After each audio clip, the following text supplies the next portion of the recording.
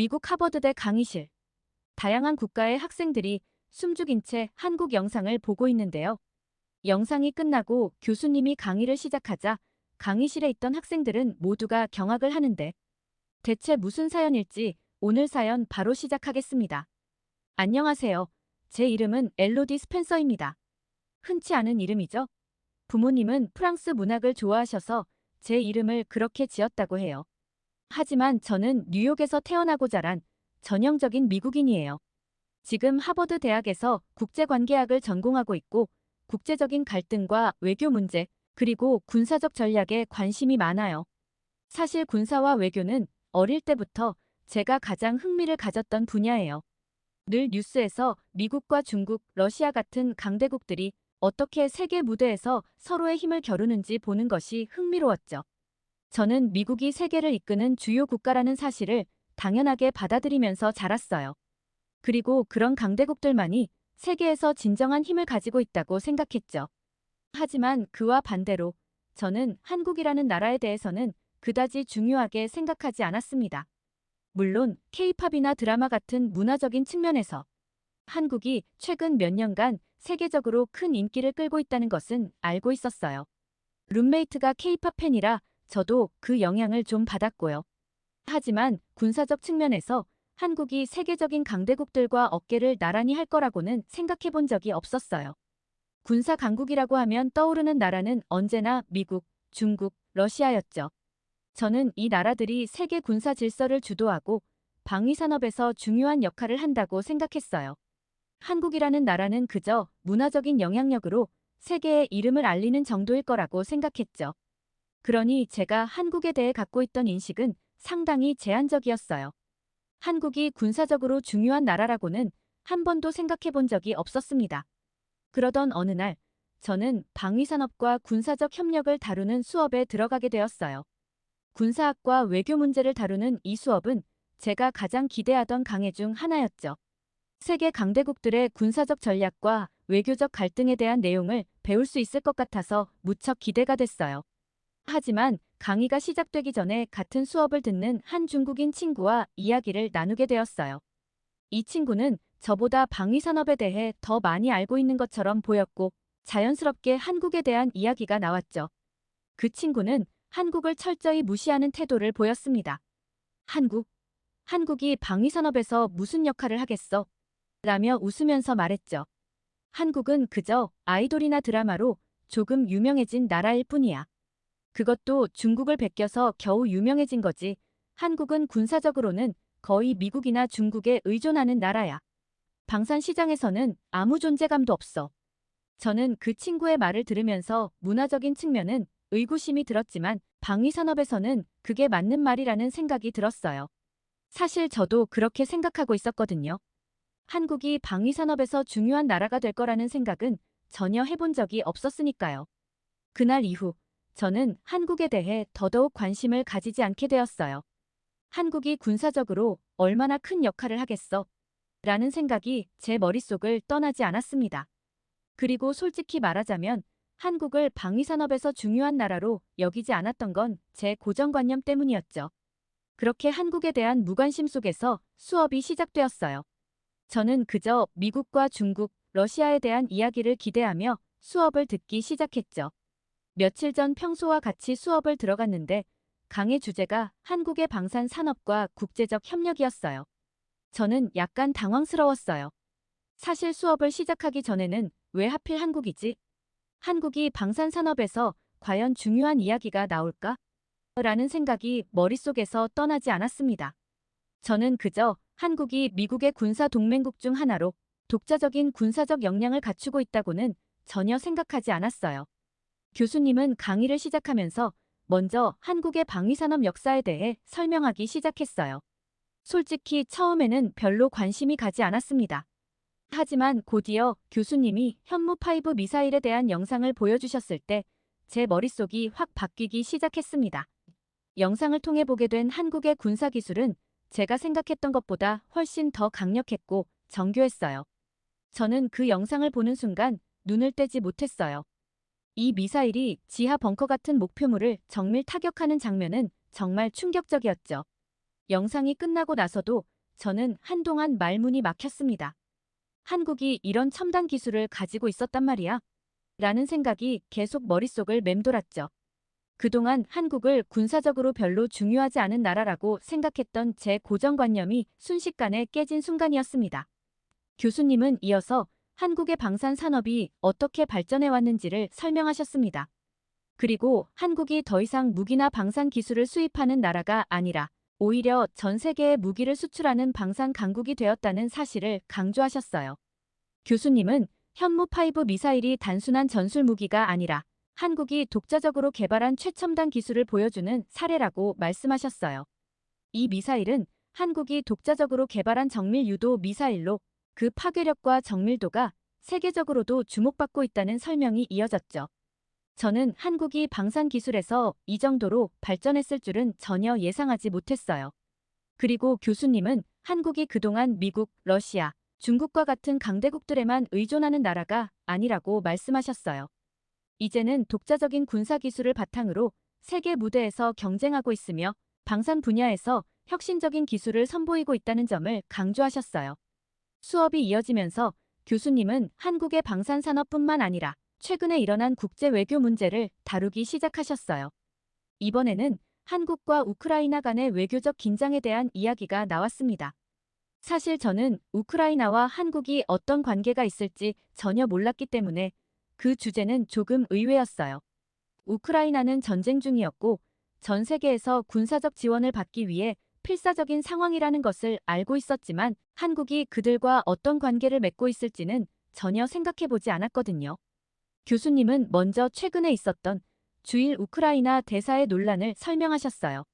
그 대사는 일본에서 야스쿠니 신사를 참배하고 그 사진을 트위터에 올렸다고 하더군요. 저는 그 이야기를 듣고 처음에는 왜 그게 문제지? 라고 생각했어요. 하지만 교수님은 야스쿠니 신사가 일본의 군국주의 상징이며 특히 한국과 중국에게는 매우 민감한 장소라고 설명하셨어요. 그곳에는 2차 세계대전 당시 일본군의 전범들이 묻혀있기 때문에 아시아 여러 나라들에게는 일본의 제국주의를 상징하는 장소라는 거죠. 그 대사의 행동은 당연히 한국 국민들에게 큰 반발을 샀고 이로 인해 우크라이나와 한국 사이에 외교적 긴장이 발생했다고 하셨어요. 하지만 문제는 그뿐만이 아니었어요. 우크라이나 대사는 그 후에도 일본 방위성이 독도를 분쟁 지역으로 표기한 지도를 트위터에 공유하면서 더욱 큰 논란을 일으켰죠. 독도 문제는 한국에서 매우 민감한 주제인데 외국 대사가 그런 행동을 했으니 한국 국민들이 얼마나 분노했을지는 쉽게 상상할 수 있었어요. 교수님은 우크라이나 정부가 이러한 대사의 행동에 대해 별다른 조치를 취하지 않았다고 하셨습니다. 한국의 국민들은 그 문제에 대해 강하게 항의했지만 결국 그 문제는 더 깊은 외교적 긴장으로 이어졌다고 하셨어요. 저는 그 이야기를 들으면서 우크라이나 대사의 행동이 얼마나 부적절했는지를 이해하게 되었어요. 그가 한국의 민감한 역사적 문제를 고려하지 않고 그런 행동을 했다는 점에서 한국의 입장을 충분히 이해할 수 있었죠. 그런데 더 놀라운 사실은 그 뒤에 있었어요. 우크라이나는 자국에서 열린 방산 전시회에 한국 기업들을 초대했지만 한국 기업들이 전혀 참석하지 않았다고 합니다. 그 전시회는 우크라이나 방위 산업을 세계적으로 알리고 글로벌 보안 및 방위 기술 시장에서 우크라이나가 중요한 역할을 할 수 있다는 것을 보여주기 위한 행사였어요. 30개국 이상의 국가에서 대표단이 참여했고 168개의 외국 방산 기업들이 모였다고 하더군요. 그런데 한국 기업은 단 한 곳도 참석하지 않았다고 했습니다. 주한 우크라이나 대사는 이 사실에 크게 실망했고 이를 SNS에 공개하며 한국 기업들이 왜 참석하지 않았는지 궁금해하며 사전 통보조차 없었다는 점을 강조했어요. 이 부분에서 우크라이나는 애가 달았을 거라고 교수님은 설명하셨어요. 한국의 불참이 단순한 경제적 결정보다는 외교적 갈등과 깊은 연관이 있었을 테니까요. 그러나 저는 교수님의 설명을 들으면서 한국의 전략적 판단에 더 주목하게 되었어요. 한국은 같은 기간에 자국에서 방산 전시회를 성공적으로 개최하고 있었어요. 이 전시회는 한국 방산 기술의 글로벌 위상을 알리는 중요한 자리였죠. 한국은 이제 단순히 방산 수입국이 아니라 전 세계로 무기를 수출하는 방산 강국이 되었다는 점을 다시 한번 확인할 수 있었어요. 교수님은 한국이 방산 전시회에서 보여준 리더십을 통해 이제는 단순한 소극적 참여자가 아니라 주도적인 역할을 하는 나라로 성장했다고 설명하셨습니다. 특히 한국의 방산 전시회는 365개 이상의 기업들이 참여했고 미국, 사우디아라비아, 폴란드 등 여러 나라가 대거 참가해 한국의 기술에 큰 관심을 보였다고 했어요. 그중에는 한국의 K9 자주포와 K2 전차 같은 제품들이 있었고 그 기술력이 세계적으로 인정받고 있음을 방산 전시회를 통해 다시 한번 입증했죠. 한국이 이 전시회를 통해 국제 무대에서 방산 강국으로서의 위치를 굳건히 하고 있다는 사실에 우크라이나는 더욱 간절했을 거라고 생각되었어요. 한국은 이제 그저 미국이나 중국에 의존하는 나라가 아니라 스스로 군사적, 외교적 결정을 내리고 있다는 점을 국제사회에 확실히 알리게 되었죠. 한국은 이제 더 이상 소극적인 참여자가 아닌 자립적인 방산 강국으로서 세계 무대에서 중요한 역할을 하고 있다는 사실을 인정받게 되었습니다. 교수님의 이어지는 강의를 들으며 저는 한국이 얼마나 성숙하게 외교적 긴장을 다루고 있는지 깨달을 수 있었습니다. 단순히 우크라이나 방산 전시회에 불참했다는 사실 하나만으로는 이 복잡한 문제를 이해할 수 없었을 거예요. 그러나 한국은 자국의 국익을 지키기 위해 신중하게 행동했고 우크라이나와의 관계 속에서도 강대국으로서의 위치를 더욱 확고히 다지고 있었다는 걸 깨달았어요. 우크라이나와의 외교적 긴장 속에서 한국이 자국 방산 산업에 집중하기로 한 선택은 단순한 불참 이상의 의미가 있었어요. 한국은 이제 더 이상 방산 산업에서 소극적인 나라가 아니었습니다. 교수님은 방산 전시회를 통해 한국이 전 세계의 방산 강국으로 자리매김하고 있다는 점을 강조하셨습니다. 한국이 카덱스 전시회를 통해 보여준 성공적인 모습은 단순히 한국 내부에서 끝나는 이야기가 아니라 글로벌 방산 시장에서 한국의 입지를 확실히 각인시키는 계기가 되었다고 하셨어요. 강의가 이어질수록 저는 입을 다물지를 못했어요. 한국의 급성장은 단순히 기술력에만 국한된 것이 아니었어요. 카덱스 방산 전시회는 단순한 무기 전시회가 아니라 한국이 글로벌 방산 시장에서 얼마나 중요한 역할을 하는지를 전 세계에 보여준 중요한 플랫폼이었어요. 특히 한국의 주요 방산 기술에 관심을 보인 나라들은 미국, 영국, 폴란드, 사우디아라비아, 캐나다 등 세계 군사 강국들이었어요. 이들은 전시회에서 열린 수많은 B2B 비즈니스 미팅을 통해 한국과의 방산 협력을 적극적으로 모색하고 있다고 하셨습니다. 교수님은 이번 전시회에서만도 120건 이상의 회의가 열렸으며 그 결과로 다수의 계약이 체결되었다고 하셨어요. 한국은 이제 방산 수출국으로서의 위상이 단순한 구호가 아니라 실제로도 엄청난 성과를 내고 있다는 걸 알게 되었죠. 특히 주목할 만한 건 K9 자주포와 K2 전차의 성공입니다. 교수님은 이 두 무기 체계가 유럽 여러 나라, 특히 폴란드에서 큰 인기를 끌고 있다고 하셨어요. 폴란드는 한국과의 방산 계약을 통해 대규모 K9 자주포를 도입하고 있으며 이는 단순한 무기 거래가 아니라 지속 가능한 군사 협력으로 이어질 가능성이 크다고 하셨어요.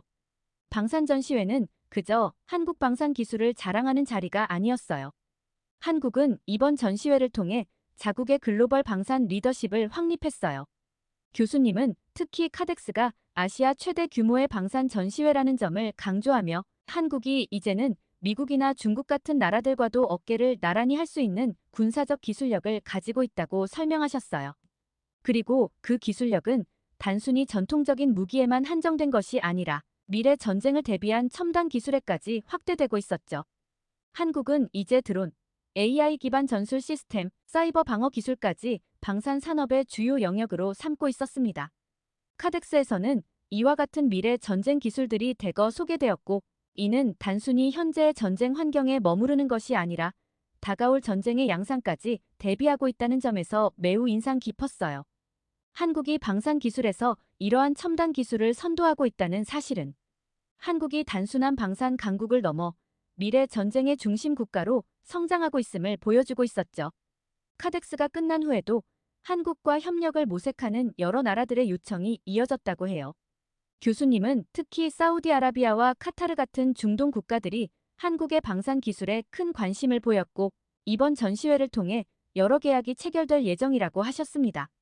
한국은 이제 더 이상 기술을 수입하는 나라가 아니라 전 세계에 수출하는 자립적인 방산 강국이 되었다는 점이 명확해졌습니다. 이 모든 이야기를 듣고 저는 한국이 국제 방산 시장에서 그저 참여자가 아닌 주도자로 자리 잡고 있다는 것을 실감하게 되었습니다. 교수님은 여기서 그치지 않고 한국이 앞으로 어떻게 글로벌 방산 시장을 더 확장해 나갈 것인지에 대해 설명하셨어요. 한국이 이제 방산 산업의 주요 강국으로 성장했지만 그보다 더 중요한 것은 지속 가능한 글로벌 네트워크를 구축하고 있다는 점이었어요. 교수님은 한국이 방산 기술 수출을 넘어서 국가 간의 방산 협력 네트워크를 형성하고 있다는 점을 강조하셨습니다. 이는 단순한 무기 판매에 그치는 것이 아니라 장기적인 협력을 통해 기술 교류와 공동 개발을 도모하는 방식이었습니다. 한국이 이제는 방산 산업에서 중요한 글로벌 플레이어로 자리 잡았다는 것은 분명하지만 그보다 더 인상 깊었던 점은 미래를 준비하는 전략이었어요. 한국은 단순히 현재의 무기 시장에만 집중하지 않고 앞으로 다가올 미래 전쟁에 대비해 첨단 기술을 개발하고 있었습니다. 교수님은 한국이 카덱스에서 선보인 AI 기반 드론, 자율 무기 시스템, 사이버 방어 기술에 대해 설명하시면서 한국이 미래의 전쟁에서 주도적인 역할을 할 준비를 하고 있다는 점을 강조하셨죠. 이러한 미래 기술들은 그저 실험적인 단계에 머무는 것이 아니라 실제 전장에서 사용될 수 있도록 실용화 단계에 들어서고 있었습니다. 특히 교수님은 한국이 사이버전과 무인 전투 기술을 중요한 방산 전략의 축으로 삼고 있으며 이를 통해 다가올 전쟁의 양상에서 주도적인 역할을 하겠다는 의지를 보여주고 있다고 말씀하셨어요. 한국은 단순히 현재 전통적 무기에 의존하는 것이 아니라 미래 전장을 대비한 첨단 기술 혁신을 통해 글로벌 방산 시장에서의 경쟁력을 강화하고 있었던 겁니다. 저는 이 수업을 통해 한국이 방산 강국으로 성장했을 뿐만 아니라 이제는 국제사회에서 정치적, 외교적 영향력을 넓히고 있다는 것을 깨닫게 되었어요. 단순한 기술력만으로는 국제사회에서 장기적으로 성공할 수 없다는 점을 한국은 잘 알고 있었죠. 그래서 방산 산업을 통해 여러 국가들과의 지속 가능한 파트너십을 구축하며 정치적 영향력까지 확장하고 있었던 겁니다. 특히 교수님은 한국이 이번 방산 전시회에서 미국과의 협력을 더욱 공고히 했다는 점을 강조하셨어요. 미국은 한국과의 방산 협력 관계를 매우 중요하게 여기고 있었고 이번 전시회에서 양국 간의 기술 교류가 더욱 활발해질 것이라는 기대가 높았습니다. 한국은 이제 방산 산업을 통해 단순한 군사적 기술뿐만 아니라 외교적 자산으로도 활용할 수 있는 위치에 서게 된 것이었죠. 수업이 끝나고 저는 머릿속이 복잡해졌습니다. 한국이 방산 산업에서 이렇게 중요한 역할을 하고 있고 더 나아가 미래 전쟁까지 대비하며 첨단 기술을 선도하고 있다는 사실은 제게 커다란 충격으로 다가왔어요. 처음에는 그저 문화 강국이라고 생각했던 한국이 이제는 군사적, 외교적 강대국으로까지 성장했다는 사실을 완전히 깨달았죠. 한국에 대한 제 인식이 완전히 바뀌고 있었습니다. 강의가 끝나자마자 저는 교수님께 물어봤습니다. 교수님, 한국이 이렇게까지 성장하게 된 배경에는 무엇이 있었을까요? 단순히 경제적 성공 때문만은 아닌 것 같은데요. 교수님은 잠시 생각하더니 미소를 지으며 대답하셨어요. 그건 한국이 경제적 성공을 방산 산업에 제대로 연계시킨 덕분이죠. 한국은 단순히 경제 성장만 이루지 않았습니다. 그 성장을 군사적 자립으로 연결시키면서 이제는 자국의 방산 산업을 글로벌 무대에서 주도하는 나라로 자리 잡게 된 거예요. 저는 그 대답을 듣고 더욱 놀랐습니다.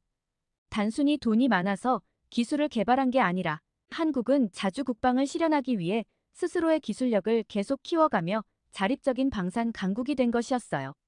그리고 이제는 그 기술을 수출하면서 세계적인 방산 강국으로 자리매김하고 있었던 거죠. 그러면서도 교수님은 한국이 가진 외교적 전략에 대해서도 강조하셨어요. 한국은 단순히 군사적 기술력만 자랑하는 게 아니라 외교적 이해관계와 협력을 통해 글로벌 파트너십을 구축하는 데 주력하고 있었습니다. 이 과정에서 한국은 자신의 기술을 필요로 하는 나라들과 지속 가능한 협력을 맺고 있었고 그로 인해 그들의 방산 기술력이 더 큰 힘을 발휘할 수 있는 무대가 열리고 있었던 거예요. 우크라이나와의 긴장도 이제 다르게 보였어요. 우크라이나는 한국의 방산 기술이 얼마나 중요한지 알고 있었고 그 때문에 한국의 도움을 간절히 원했겠죠. 그러나 한국이 보여준 태도는 그들의 기대와 달랐습니다. 한국은 주일 우크라이나 대사관의 부적절한 행동에 대해 제재를 가하지 않는 우크라이나의 태도를 한국을 무시하는 처사로 인식했습니다. 한국에게 독도와 야스쿠니 신사는 민감한 주제였고 그 대사가 감히 그런 행동을 했다면 우크라이나 정부는 최소한의 조치를 취했어야 했죠. 그러나 그들은 아무런 조치를 하지 않았습니다. 한국은 이런 상황을 놓치지 않았어요. 이제는 강대국으로 자리 잡은 한국이 그들에게 어떻게 대응할 수 있는지를 명확히 보여주었죠. 한국은 우크라이나 방산 전시회에 단 한 기업도 보내지 않음으로써 그들에게 간접적으로 경고를 보낸 셈이었습니다. 이는 단순한 불참이 아니라 자신의 외교적 위치를 명확히 하는 메시지였습니다. 한국은 더 이상 다른 나라의 부당한 외교적 처사를 참고 넘어가지 않는다는 것을 행동으로 보여주었고 자국의 이해관계에 따라 움직이는 독립적인 강대국이라는 사실을 증명한 것입니다. 우크라이나와의 긴장은 오히려 한국의 국제적 위상을 더욱 강화하게 된 사건이었어요. 이 모든 과정을 통해 저는 한국이 정말 스마트한 나라라는 생각이 들었어요. 경제적 성공을 바탕으로 방산 산업을 키우고 그 기술력을 통해 글로벌 무대에서 주도적인 역할을 하며 전략적 판단을 통해 외교적 관계를 신중하게 다루는 모습을 보면서 한국은 이제 그 어떤 강대국에도 뒤처지지 않는 나라로 성장했다는 사실을 느꼈습니다. 처음에는 한국에 대해 거의 알지 못했고 그저 문화적 영향력만을 가진 나라라고 생각했던 제가 이제는 한국이 얼마나 강력한 방산 기술력과 외교적 리더십을 갖춘 글로벌 강대국인지 깨닫게 되었어요. 그들의 방산 기술력은 이미 선진국들과 어깨를 나란히 할 만큼 성장했을 뿐만 아니라 한국은 그 기술을 통해 세계 무대에서 중요한 협력 파트너로 자리 잡고 있었습니다. 수업이 끝나고 강의실을 나서는 길에 저는 한국이 이제 단순한 참가자가 아닌 주도적인 리더로 자리 잡았다는 사실을 되새기며 발걸음을 옮겼어요. 한국이 보여준 성장과 자립은 단순히 경제적 성공에 그치는 것이 아니라 국가적 자립과 리더십을 보여주는 중요한 사례였습니다. 저는 앞으로도 한국이 세계 무대에서 더 큰 역할을 할 것이며 그들이 가진 방산 기술력과 외교적 역량을 바탕으로 더 많은 나라와 협력하며 글로벌 리더로서의 위치를 더욱 공고히 할 것이라는 확신이 들었어요. 이제 한국을 생각하면 더 이상 단순한 문화 강국이라는 이미지가 떠오르지 않아요. 한국은 그 이상의 강대국으로서 세계를 주도하는 중요한 나라로 자리매김했음을 저는 분명히 알게 되었습니다. 이 모든 경험을 통해 저는 국제관계를 바라보는 제 시각이 얼마나 편협했는지 깨달았어요. 단순히 미국, 중국, 러시아와 같은 전통적인 강대국들만이 세계 무대를 좌우한다고 생각했던 저의 고정관념이 완전히 깨어진 거죠. 한국의 사례를 통해 저는 세계가 얼마나 빠르게 변화하고 있는지 그리고 새로운 강대국들이 어떻게 부상하고 있는지를 직접 목격하게 되었습니다. 특히 한국의 방산 산업 성장 과정은 국가 발전의 새로운 모델을 제시하고 있다는 생각이 들었어요. 한국은 단순히 경제 성장에 그치지 않고 그 성장을 바탕으로 첨단 기술을 개발하고 이를 다시 국가 안보와 국제적 영향력 확대로 연결시키는 데 성공했습니다. 이는 다른 개발도상국들에게도 중요한 교훈이 될 수 있을 것 같아요. 이제 저는 국제관계를 공부할 때 더 넓은 시각으로 바라보아야 한다는 것을 깨달았습니다. 전통적인 강대국들뿐만 아니라 한국과 같이 빠르게 성장하고 있는 새로운 강국들의 역할과 영향력도 주목해야 한다는 걸 알게 된 거죠. 더불어 이번 경험은 제게 선입견의 위험성에 대해서도 깊이 생각하게 만들었습니다. 처음에 저는 한국에 대해 매우 제한적인 지식만을 가지고 있었고 그로 인해 한국의 실제 역량과 영향력을 과소평가했었죠. 이는 국제관계를 연구하는 학생으로서 매우 위험한 태도였다는 걸 이제야 깨닫게 되었어요. 이 수업은 제게 단순히 한국과의 방산 산업에 대한 지식을 넘어 국제관계의 복잡성과 역동성을 이해하는 소중한 기회가 되었어요. 앞으로 저는 이러한 경험을 바탕으로 더 깊이 있고 균형 잡힌 시각으로 국제관계를 바라보고 연구해 나갈 것입니다. 그리고 한국과 같은 새로운 강국들의 역할과 영향력에 대해서도 지속적인 관심을 가지고 공부해 나갈 생각이에요. 세계는 빠르게 변화하고 있고 그 속에서 새로운 질서가 형성되고 있습니다. 그 속에 한국이라는 나라가 중심에 있다는 것을 알게 되었어요. 이런 변화를 연구하고 이해하는 것이 제 목표입니다. 앞으로도 열심히 공부하여 국제관계 분야에 기여할 수 있는 전문가가 되고 싶습니다. 두 번째 사연 시작합니다. 미국의 한 강연장.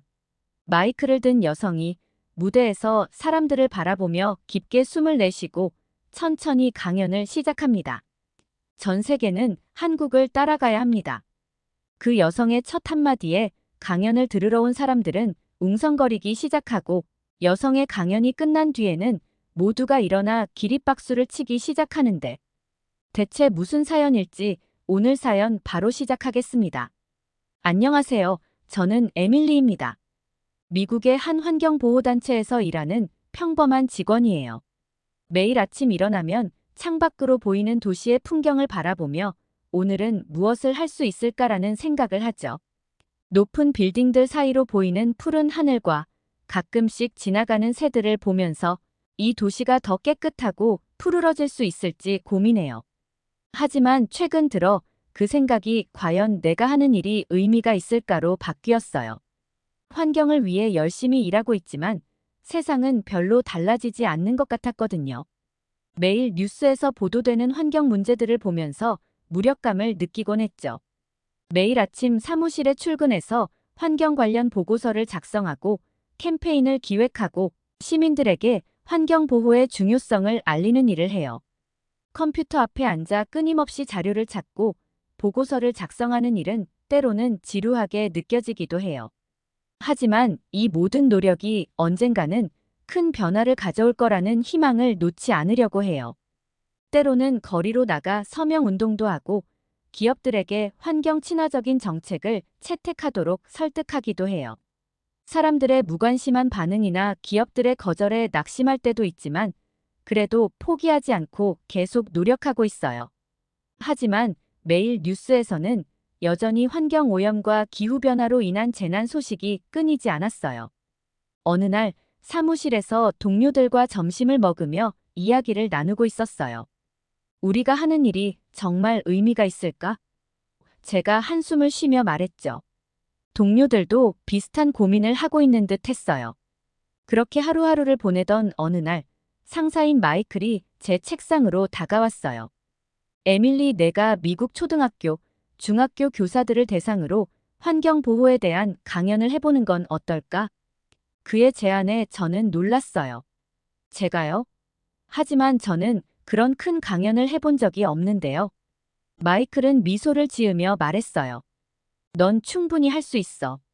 내가 가진 열정과 지식이면 충분해. 게다가 교사들에게 환경 보호의 중요성을 알리는 것은 정말 중요한 일이야. 그들이 학생들에게 그 메시지를 전달할 테니까. 그의 말을 듣고 보니 이것이 새로운 도전이 될 수 있겠다는 생각이 들었어요. 어쩌면 이것이 제가 찾던 돌파구일지도 모르겠다는 희망이 생겼죠. 알겠어요. 한번 해볼게요. 제 대답에 마이클은 기뻐하며 격려의 말을 건넸어요. 그날 밤 집에 돌아와 컴퓨터 앞에 앉았어요. 어떻게 하면 교사들에게 환경 보호의 중요성을 효과적으로 전달할 수 있을까? 고민하다가 문득 생각이 났어요. 다른 나라들은 환경 보호를 위해 어떤 노력을 하고 있을까? 그들의 사례를 배워 우리나라에 적용할 수 있지 않을까? 그렇게 저는 환경 보호에 앞장서고 있는 여러 나라들의 사례를 찾아보기 시작했어요. 밤늦게까지 인터넷을 뒤지며 자료를 모았죠. 북유럽 국가들의 재생에너지 정책, 독일의 재활용 시스템, 코스타리카의 생태관광 등 다양한 사례들을 발견했죠. 각 나라의 독특한 접근 방식에 감탄하면서도 한편으로는 고민이 되었어요. 이런 정책들이 미국의 학생들이 직접 실천하기에는 너무 거창하고 복잡해 보였거든요. 학생들이 쉽게 이해하고 따라할 수 있는 사례가 필요했죠. 좀 더 실용적이고 학생들이 쉽게 따라할 수 있는 사례는 없을까? 고민하며 계속 검색을 하던 중 우연히 한국의 음식물 쓰레기 처리에 관한 기사를 발견했어요.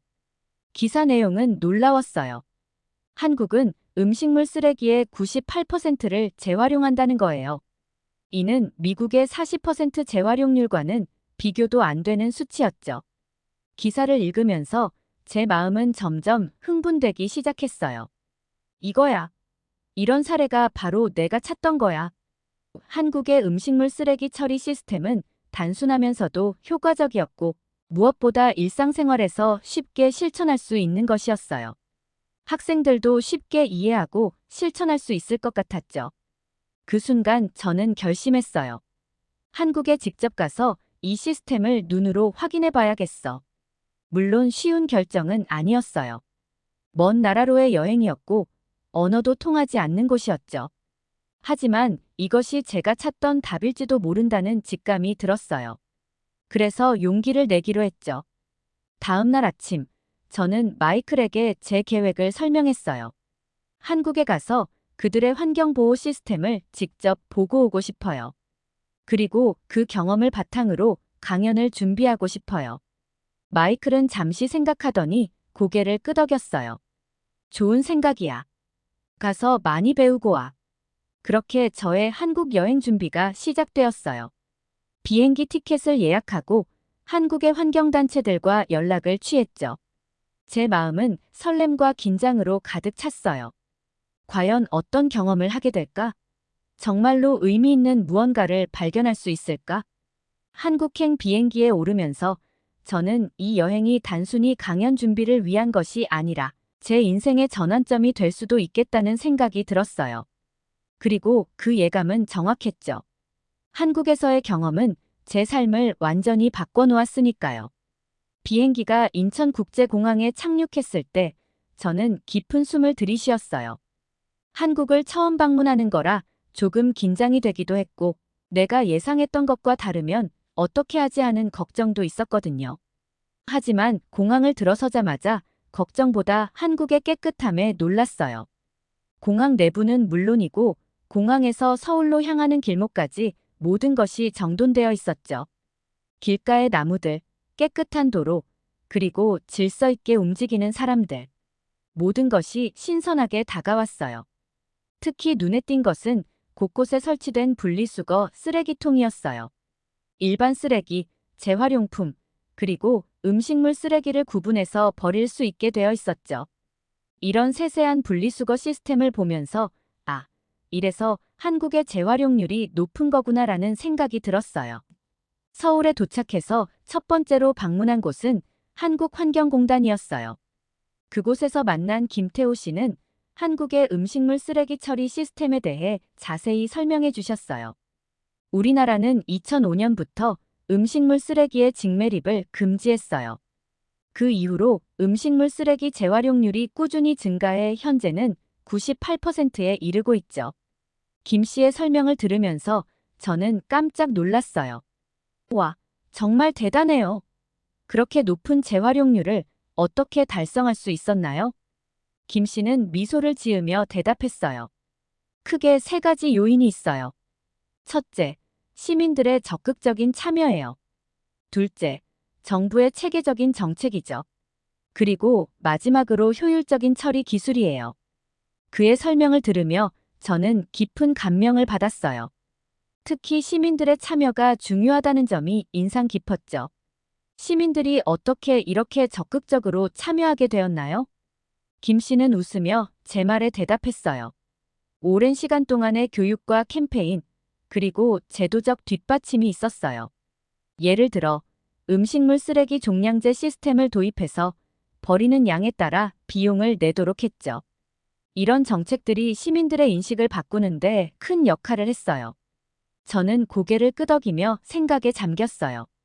미국에서도 이런 시스템을 도입할 수 있을까? 어떻게 하면 우리 시민들도 이렇게 적극적으로 참여하게 할 수 있을까? 다음 날, 저는 김태호 씨와 함께 서울의 한 아파트 단지를 방문했어요. 그곳에서 본 음식물 쓰레기 처리 시스템은 정말 놀라웠어요.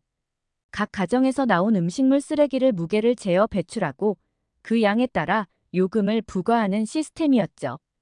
첨단 기술과 환경 보호가 일상생활에 이렇게 자연스럽게 녹아들 수 있다는 사실에 감탄했어요. 그곳에서 아파트 주민을 만났는데 그 여성은 이렇게 말했어요. 처음에는 귀찮고 번거로웠어요. 하지만 시간이 지나면서 습관이 되더라고요. 이제는 음식물 쓰레기를 줄이는 게 일상이 되었죠. 그녀의 말을 들으며 저는 깊은 감동을 받았어요. 작은 습관의 변화가 이렇게 큰 차이를 만들 수 있구나. 미국에서는 상상하기 힘든 광경이었죠. 우리나라에서는 대부분의 사람들이 음식물 쓰레기를 그냥 일반 쓰레기와 함께 버리니까요. 그날 저녁 호텔로 돌아와 제 노트북을 펼쳤어요. 그리고 오늘 본 것들, 들은 것들을 정리하기 시작했죠. 한국의 음식물 쓰레기 처리 시스템은 단순히 효율적인 것을 넘어서 환경 보호에 대한 시민들의 인식을 바꾸는 강력한 도구였어요. 이 경험을 어떻게 하면 미국 교사들과 학생들에게 효과적으로 전달할 수 있을지 고민하며 메모를 했어요. 이것이야말로 내가 미국의 교사들과 학생들에게 전해야 할 메시지구나. 그렇게 생각하며 저는 흥분된 마음으로 다음 날의 일정을 기다렸습니다. 다음 날 아침, 저는 서울의 한 초등학교를 방문했어요. 그곳에서 본 것은 정말 놀라웠죠. 학교 급식실에는 음식물 쓰레기 줄이기 캠페인 포스터가 붙어 있었고, 학생들은 자신의 식판에 음식을 남기지 않으려고 노력하고 있었어요. 어린 나이부터 환경 보호의 중요성을 배우는 모습이 인상적이었어요. 6학년 담임 선생님인 이미란 씨는 이렇게 설명해 주셨어요. 우리 학교에서는 잔반제로 운동을 하고 있어요. 학생들이 자신이 먹을 만큼만 음식을 받고 남기지 않도록 교육하고 있죠. 처음에는 어려워했지만 이제는 대부분의 학생들이 습관이 되어 잘 실천하고 있어요. 저는 감탄을 금치 못했어요. 와, 정말 대단해요. 이런 교육이 어릴 때부터 이루어지니 효과가 클 것 같아요. 제 마음속에서는 미국의 학교들도 이런 프로그램을 도입할 수 있을지 고민이 시작되고 있었어요. 이 선생님은 미소를 지으며 말씀하셨어요. 맞아요. 어릴 때부터 환경 보호의 중요성을 배우면 그것이 자연스럽게 습관이 되죠. 우리는 단순히 음식물 쓰레기를 줄이는 것뿐만 아니라 자원의 소중함과 환경 보호의 중요성을 함께 가르치고 있어요. 그날 점심시간, 저는 학생들과 함께 급식을 먹었어요. 아이들이 음식을 남기지 않으려고 노력하는 모습을 보며 가슴이 뭉클해졌죠. 한 학생이 이 선생님께 다가와 물었어요. 저 선생님 나라에서는 음식물 쓰레기를 어떻게 처리해요?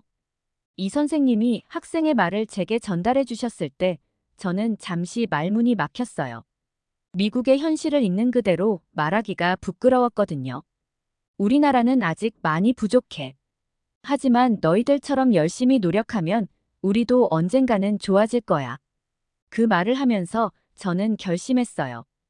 반드시 이 경험을 미국에 가져가 변화를 만들어내야겠어. 학교 방문을 마치고 나온 저는 서울의 거리를 걸으며 생각에 잠겼어요. 곳곳에 설치된 분리수거 쓰레기통, 일회용품 사용을 자제하는 카페들, 그리고 자전거 도로를 이용해 출퇴근하는 사람들. 이 모든 것이 제 눈에는 신선하게 다가왔죠. 환경 보호가 일상생활에 깊이 녹아있는 모습이 인상적이었어요. 특히 인상 깊었던 것은 한강공원이었어요. 넓은 공원에는 많은 사람들이 여가를 즐기고 있었지만 쓰레기는 거의 보이지 않았어요. 공원 관리인을 만나 이야기를 나눴죠. 한강공원에서는 내가 가져온 쓰레기는 내가 가져간다는 원칙을 지키고 있어요. 처음에는 어려워했지만 이제는 대부분의 시민들이 잘 지키고 있죠. 저는 감탄을 금치 못했어요. 정말 대단해요. 이렇게 큰 공원을 이렇게 깨끗하게 유지하다니. 그는 웃으며 말했어요. 사실 처음부터 이랬던 건 아니에요. 많은 시행착오와 노력이 있었죠. 하지만 시민들의 의식이 변하면서 점점 나아졌어요. 이제는 쓰레기를 버리는 사람을 보면 다른 시민들이 먼저 나서서 주의를 주곤 해요. 그의 말을 들으며 저는 다시 한번 깊은 감동을 받았어요. 시민들의 자발적인 참여. 이것이야말로 진정한 환경 보호의 힘이구나. 한강공원을 나오면서 저는 문득 미국의 공원들을 떠올렸어요. 쓰레기통이 넘치고 일회용품이 여기저기 널브러진 모습. 그 모습과 지금 제가 본 한강공원의 모습은 너무나 대조적이었죠. 우리도 할 수 있을까? 라는 생각이 들었지만 동시에 반드시 해내야 한다는 결심이 섰어요. 그날 밤 호텔방에서 저는 지금까지의 경험을 정리하며 깊은 생각에 잠겼어요. 한국의 환경보호 시스템은 단순히 정부 정책이나 기술의 문제가 아니었어요. 그것은 시민들의 의식, 교육, 그리고 일상적인 실천이 모두 어우러진 결과였죠. 이것이야말로 내가 미국에 가져가야 할 메시지구나. 그렇게 생각하며 저는 흥분된 마음으로 다음 날의 일정을 기다렸습니다.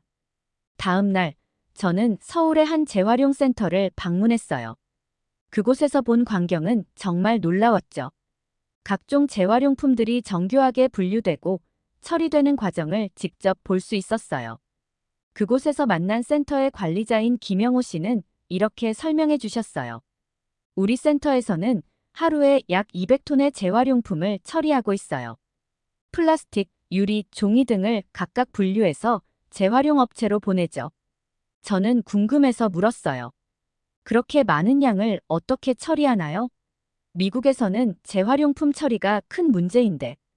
김 씨는 미소를 지으며 대답했어요. 물론 쉬운 일은 아니에요. 하지만 우리는 첨단 기술과 시민들의 협조, 그리고 정부의 지원을 받아 효율적으로 운영하고 있죠. 특히 시민들의 분리배출 습관이 큰 도움이 되고 있어요. 그의 말을 들으며 저는 다시 한번 한국의 시스템에 감탄했어요. 이런 시스템이 미국에도 있다면 얼마나 좋을까? 센터 투어를 마치고 나오면서 저는 문득 제가 평소에 얼마나 무심코 쓰레기를 버렸는지 깨달았어요. 그리고 앞으로는 더욱 신중하게 쓰레기를 분리 배출해야겠다고 다짐했죠. 그날 오후, 저는 서울의 한 대학교 환경공학과를 방문했어요.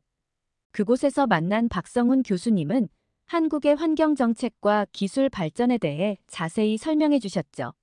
한국은 1990년대부터 환경에 대한 관심이 높아지기 시작했어요. 처음에는 경제 발전에 밀려 환경이 뒷전이었지만 점차 그 중요성을 인식하게 되었죠. 지금은 환경과 경제의 균형을 맞추는 지속 가능한 발전을 추구하고 있어요. 저는 궁금해서 물었어요. 그렇게 빠른 시간 안에 어떻게 이런 변화를 이룰 수 있었나요? 박 교수님은 잠시 생각하더니 대답하셨어요. 여러 요인이 있겠지만 가장 중요한 것은 위기의식이었다고 봐요. 우리나라는 자원이 부족하고 인구 밀도가 높아서 환경 문제가 더 빨리, 더 심각하게 다가왔거든요. 그래서 정부, 기업, 시민들이 모두 합심해서 노력한 거죠. 그의 말을 들으며 저는 깊은 생각에 잠겼어요. 미국도 이제 그런 위기의식을 가져야 할 때가 아닐까? 우리나라는 자원이 풍부하다고 판단해서 오히려 환경 문제에 둔감한 것은 아닌지 생각하게 되었어요. 대학교를 나오면서 저는 한국의 젊은 세대들이 환경에 대해 얼마나 관심이 많은지 느낄 수 있었어요. 캠퍼스 곳곳에 환경 관련 포스터가 붙어 있고 학생들은 개인 텀블러를 사용하고 있었죠. 그날 저녁 저는 한국의 한 환경단체 활동가들과 만났어요. 그들과 이야기를 나누면서 저는 한국의 환경운동이 얼마나 활발한지 알 수 있었죠. 활동가 중 한 명인 이지현 씨는 이렇게 말했어요. 우리는 단순히 정부 정책에 의존하지 않아요. 시민들의 자발적인 참여를 이끌어내는 것이 중요하죠. 그래서 우리는 다양한 캠페인과 교육 프로그램을 운영하고 있어요. 저는 그들의 열정에 깊은 감동을 받았어요. 한국에서의 마지막 날, 저는 서울의 한 친환경 기업을 방문했어요. 그곳에서 본 것은 환경 보호와 경제 발전이 양립할 수 있다는 희망이었죠. 회사의 CEO인 박상철 씨는 이렇게 말했어요. 우리 회사는 환경을 보호하면서도 경제적 이익을 창출할 수 있다는 것을 보여주고 싶었어요. 그리고 그것이 가능하다는 걸 증명했죠. 그의 말을 들으며 저는 다시 한번 깊은 감동을 받았어요. 환경보호가 경제에 부담이 된다는 생각, 그것이야말로 우리가 극복해야 할 편견이구나. 한국에서의 일주일, 그것은 제 인생을 완전히 바꿔놓은 시간이었어요. 환경보호에 대한 새로운 시각, 그리고 변화에 대한 희망을 얻었죠. 미국으로 돌아오는 비행기 안에서 저는 이번 여행에서 배운 것들을 정리했어요. 그리고 앞으로 제가 해야 할 일들에 대해 생각했죠. 이제 미국에서 어떻게 이 경험을 나눌 수 있을까? 어떻게 하면 우리도 한국처럼 변할 수 있을까? 그렇게 생각하며 저는 곧 있을 강연을 위한 준비를 시작했습니다. 미국에 도착한 후 저는 바로 강연 준비에 착수했어요. 한국에서의 경험을 어떻게 하면 가장 효과적으로 전달할 수 있을지 고민했죠. 강연 당일 저는 긴장된 마음으로 무대에 올랐어요. 청중석에는 수많은 교사들이 앉아 있었죠. 깊은 숨을 들이쉬고 저는 이야기를 시작했어요. 안녕하세요. 여러분, 에밀리입니다. 오늘 저는 여러분께 한 가지 질문을 드리고 싶습니다. 우리는 정말로 환경을 위해 최선을 다하고 있을까요? 청중들의 표정이 진지해지는 것을 보며 저는 계속 이야기를 이어갔어요. 저는 최근 한국을 다녀왔습니다. 그곳에서 본 것은 우리가 생각하는 것보다 훨씬 더 많은 것을 할 수 있다는 희망이었어요. 미국뿐 아니라 전 세계는 한국의 시스템을 배워야 한다는 것을 직접 보고 경험하게 되었습니다. 그리고 저는 한국에서의 경험을 하나하나 이야기했어요. 98%에 달하는 음식물 쓰레기 재활용률, 초등학교에서부터 시작되는 환경교육, 시민들의 자발적인 참여로 이루어지는 공원 관리, 첨단 기술을 활용한 재활용 센터, 그리고 환경 보호와 경제 발전을 동시에 추구하는 기업들. 이 모든 것이 가능했던 이유는 무엇일까요? 그것은 바로 의식의 변화였습니다. 정부, 기업, 시민들이 모두 환경의 중요성을 깨닫고 각자의 위치에서 최선을 다했기 때문이죠. 저는 잠시 숨을 고르고 계속 이야기를 이어갔어요. 여러분, 우리도 할 수 있습니다. 아니, 우리는 반드시 해야 합니다. 우리의 미래, 우리 아이들의 미래를 위해서요. 청중들의 눈빛이 변하는 것을 느낄 수 있었어요. 호기심과 열정이 그들의 눈에서 빛나고 있었죠. 우리 교육자들이 해야 할 일은 무엇일까요? 바로 우리 학생들에게 환경의 중요성을 가르치고 그들이 실천할 수 있는 방법을 제시하는 것입니다. 한국의 사례에서 배운 것처럼 작은 습관의 변화가 큰 차이를 만들 수 있어요. 그리고 저는 구체적인 제안을 했어요. 학교에서 잔반제로 운동을 시작하는 것, 재활용 교육을 강화하는 것, 학생들과 함께 환경 프로젝트를 진행하는 것 등이었죠. 이런 노력들이 모여 우리 사회를 변화시킬 수 있습니다. 우리가 바로 그 변화의 시작점이 될 수 있어요. 강연을 마치자마자 모두가 일어나서 박수를 쳤어요. 강연이 끝나고도 그들은 돌아가지 않고 저에게 다가왔어요. 그들의 눈에는 열정이 가득했죠. 한 교사가 말했어요. 정말 감동적인 강연이었어요. 저도 당장 우리 학교에서 실천해보고 싶어요. 또 다른 교사는 이렇게 말했어요. 한국의 사례가 정말 인상적이네요. 우리도 그렇게 될 수 있을까요? 저는 힘주어 대답했어요. 물론입니다. 우리가 함께 노력한다면 반드시 가능해요. 그날 이후 저는 더 많은 학교와 단체에서 강연을 하게 되었어요. 그리고 점점 더 많은 사람들이 변화의 필요성을 인식하기 시작했죠. 몇 달 후 저는 놀라운 소식을 듣게 되었어요. 제가 강연했던 학교들 중 몇몇에서 잔반제로 운동을 시작했다는 거예요. 그리고 그 운동이 점점 다른 학교로 퍼져나가고 있다고 해요. 또한 지역 환경단체들과 협력하여 학생들을 위한 환경교육 프로그램을 만드는 학교들도 생겨났어요. 이 모든 변화를 보면서 저는 깊은 감동을 느꼈죠. 작은 불씨가 큰 불길이 되어가고 있구나. 하지만 저는 여기서 멈추지 않았어요. 더 많은 사람들에게 이 메시지를 전하고 싶었거든요. 그래서 저는 제 경험을 바탕으로 교육용 책을 쓰기 시작했어요. 변화는 우리 손에 있다. 한국에서 배운 환경보호의 지혜. 이 책을 통해 저는 한국에서의 경험뿐만 아니라 그 이후 미국에서 일어난 변화들도 함께 담았어요. 그리고 독자들에게 그들도 변화의 주체가 될 수 있다는 메시지를 전했죠. 책이 출간되고 나서 놀랍게도 많은 사람들이 관심을 보였어요. 환경에 관심 있는 시민들뿐만 아니라 정책 입안자들과 기업인들도 이 책을 읽고 연락을 해왔죠. 한 지방 정부 관계자는 이렇게 말했어요. 이 책을 읽고 우리 지역의 환경 정책을 전면 재검토하기로 했습니다. 한국의 사례를 참고해 새로운 정책을 만들어 보려고 해요. 또 한 기업의 CEO는 이런 말을 했어요. 환경보호가 경제에 부담이 된다고만 생각했는데 이 책을 읽고 생각이 바뀌었어요. 우리 회사도 환경 친화적인 경영을 시도해 보려고 합니다. 이런 반응들을 보면서 저는 뿌듯함을 느꼈어요. 작은 불씨가 점점 더 큰 불길이 되어가고 있구나. 그리고 저는 깨달았어요. 환경보호는 특별한 사람들만의 일이 아니라는 것을요. 우리 모두가 할 수 있고 해야 하는 일이라는 것을. 지금도 저는 계속해서 이 메시지를 전하고 있어요. 학교, 기업, 정부 기관 등 다양한 곳에서 강연을 하고 환경 프로젝트를 기획하고 있죠. 제가 한국에 방문해서 경험한 일들은 앞으로 환경을 보호하는 데 있어서 많은 도움이 되었어요. 천천히 변화하더라도 조금씩 노력한다면 우리나라도 많이 달라질 것이라고 생각해요. 이 모든 것의 시작점은 한국이었어요. 한국에서 본 환경 보호 시스템과 시민들의 의식, 그리고 그들의 노력은 저에게 큰 영감이 되었죠. 그리고 그 영감은 미국에서 작은 변화들을 만들어내기 시작했어요. 한국의 환경 보호 노력은 단순히 한 나라의 성공 사례가 아니에요. 그것은 전 세계가 배워야 할 모범 사례죠.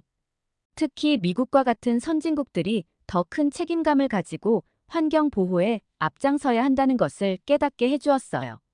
저는 이제 매일 아침 일어날 때마다 오늘은 어떤 변화를 만들 수 있을까? 라는 생각을 해요. 그리고 그 답을 찾아 하루를 시작합니다. 작은 행동 하나하나가 모여 큰 변화를 만들어낼 거라는 믿음을 갖고요. 마지막으로 저는 한국의 깊은 감사의 마음을 전하고 싶어요.